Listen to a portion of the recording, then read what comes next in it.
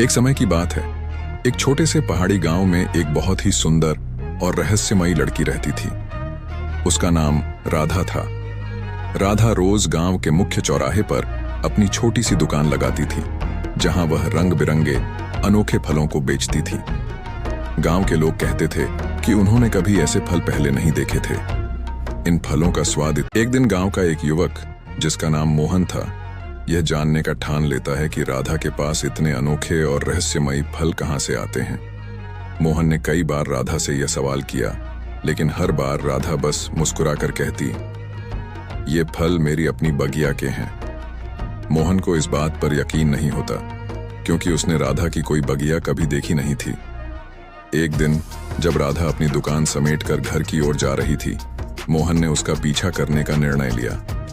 वह चुपचाप उसकी हरकतों पर नजर रखने लगा। राधा गांव से दूर पहाड़ियों की ओर जाने लगी।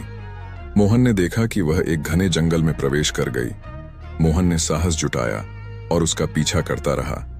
जंगल के बीचों बीच एक सुनसान जगह पर राधा रुकी।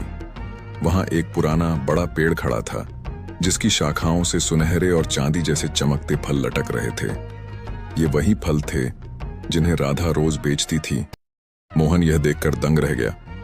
राधा उस पेड़ के नीचे बैठ गई और धीरे धीरे कुछ मंत्र पढ़ने लगी। अचानक पेड़ की शाखाओं से नए नए फल गिरने लगे। जैसे ही उसने फल उठाए, पेड़ फिर से भरा भरा दिखाई देने लगा। यह देखकर मोहन समझ गया कि राधा के फलों में कोई साधारण बात नहीं थी, बल्कि यह एक जादुई पेड़ था जो अनोखे फल उगाता था।